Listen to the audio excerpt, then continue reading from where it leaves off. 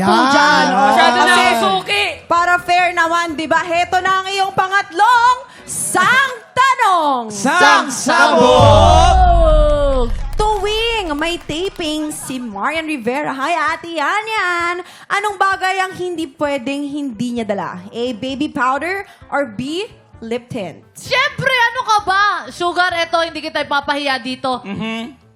Marian Rivera na to eh. Yes. Siyempre, baby powder. Tanong Yes. mo kay Jerome, ang bango ng, ano, di ba? Ng powder namin dito. Yes, Kasi amoy na amoy ko. supplier namin, si Ate Marian. Yes, at saka si Oo. Marian, makikita mo, naging fresh. Powder lang ang gamit. Wow. Never gumamit ang mga lipstick. Walang Kasi- foundation, walang ganun Powder. baby powder lang, no? Minsan nga, ano lang eh, talagang hinga lang eh. Wala na. Hinga lang, oo. Ay, kasi nungalingan yan, Faith. Alam mo kasi, That's pag gumagamit ka ng baby powder, ibig sabihin wala kang tiwala sa ganda mo. Ay! Kailangan dyan talaga lip tint lang. Kumbaga, lumilitaw yung ganda ng lips mo. At doon, yung kumagang kumikinang ang mukha ni Marian Rivera. Ay, Tsaka, oo nga. yun lang ang ginagamit yan. Tsaka Lip tint. sobrang ganda na ng mukha, ang kinis pa. Ang lip tint Pagpupulbo na. ka pa? Tama.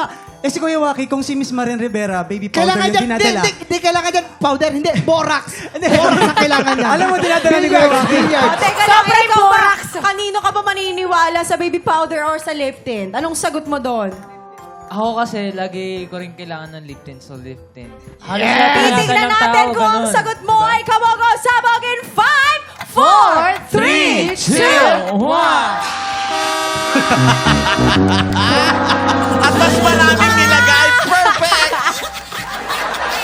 Teka lang! Walang alas! Walang alas! Ba't parang ano na yun? Parang round 3 na yung Talaga powder. namang naka-perfect score kayong dalawa, Gantihan. di ba? Oo. Okay na daw yan kasi, Oo. friend, nanalo naman na kayo para naman, di ba, may challenge. Oo, kayo, Okay lang, kamusta champion yun? naman kami. Kamusta